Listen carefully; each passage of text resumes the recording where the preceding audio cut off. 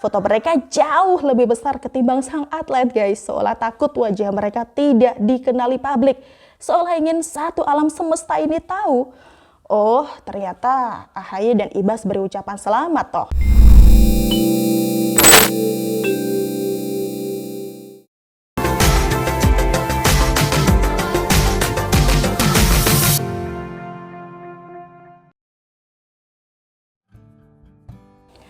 Halo guys, Assalamualaikum warahmatullahi wabarakatuh. Salam sejahtera untuk kita semua.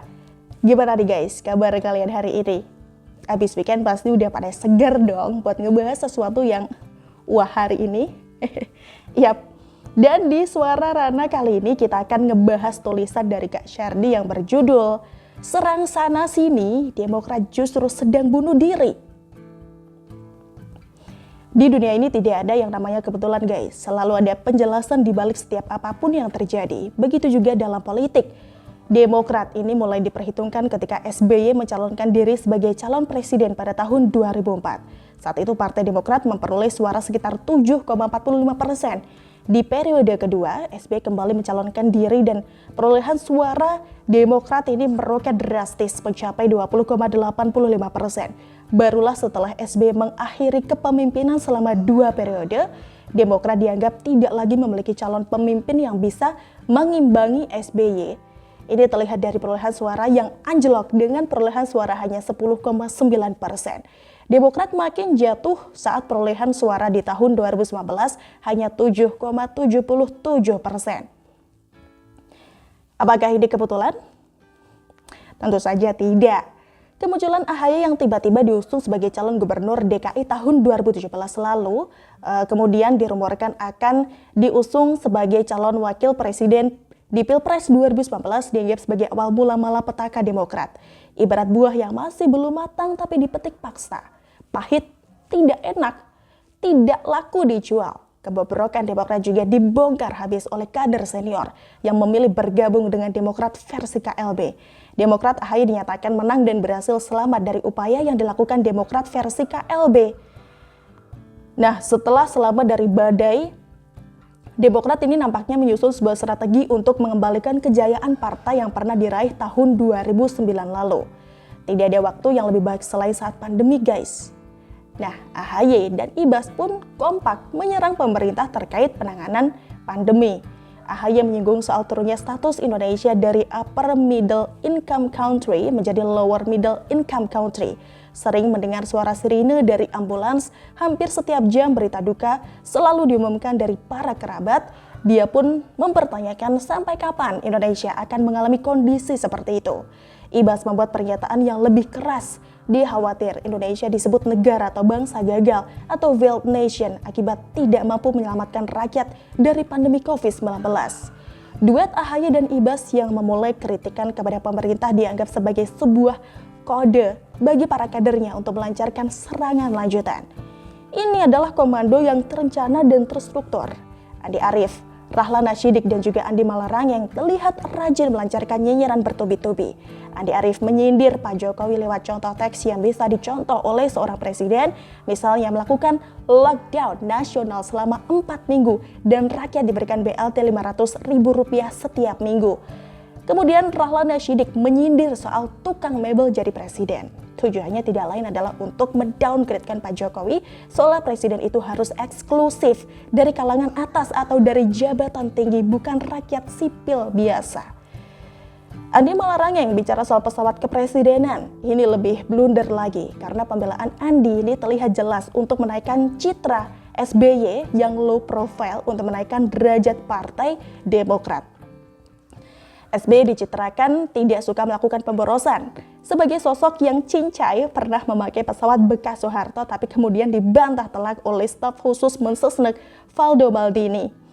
Mereka merasa telah melakukan hal yang benar padahal itu adalah blunder fatal. Mereka merasa setelah menyerang pemerintah secara membabi buta tanpa dasar akan dianggap sebagai pahlawan yang mewakili apa yang dirasakan oleh rakyat selama ini.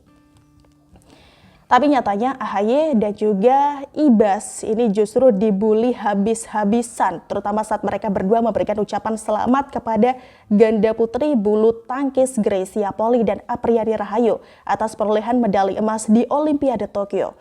Foto mereka jauh lebih besar ketimbang sang atlet guys, seolah takut wajah mereka tidak dikenali publik, seolah ingin satu alam semesta ini tahu. Oh, ternyata AHY dan Ibas beri ucapan selamat toh.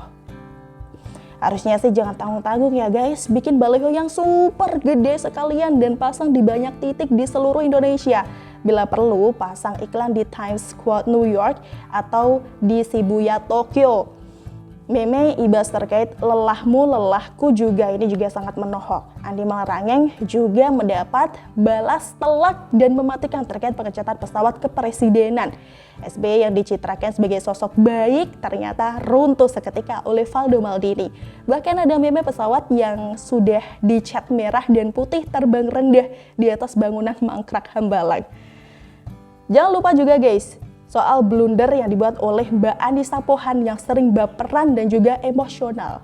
Mbak Anissa ini juga sempat mencuitkan kutipan ayat Al-Quran melalui akun Twitter pribadinya, mengutip sebuah ayat yang berisi tentang fitnah yang lebih sadis dari pembunuhan. Cuitan tersebut langsung dihapus guys, namun menghapus jejak memalukan, padahal ini juga percuma saja ya, karena jejaknya sudah menyebar kemana-mana.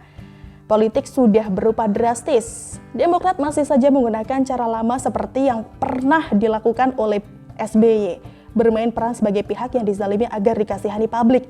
Dulu sih berhasil ya, tapi sekarang malah dibully habis-habisan.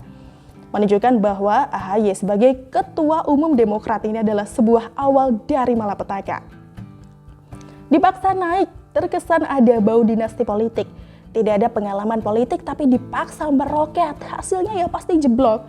Jika Demokrat terus menggunakan strategi lama yang sudah basi, tahun 2024 nanti perolehan suara partai akan mencapai rekor terendah. Mimpi AHY untuk nyapres bakal sirna, bahkan dilirik pun tidak. Tahun 2019 ditikung di menit terakhir, tahun 2024 tidak dilirik. Ini adalah kegagalan terbesar sekaligus paling memalukan yang pernah dialami oleh Demokrat. Demokrat tidak sadar sedang menuju ke jurang. Akan tetapi mereka malah merasa sedang melakukan loncat indah dengan manuver akrobatik yang memukau. Penonton bertepuk tangan, mereka bangga tapi sayang bukan terjun ke air, melainkan terjun ke jurang. Terjun ke jurang. Mereka loncat indah ke jurang, penonton bertepuk tangan. Bukan karena terpukau, tapi karena selalu dengan kekurang pintaran yang mereka lakukan.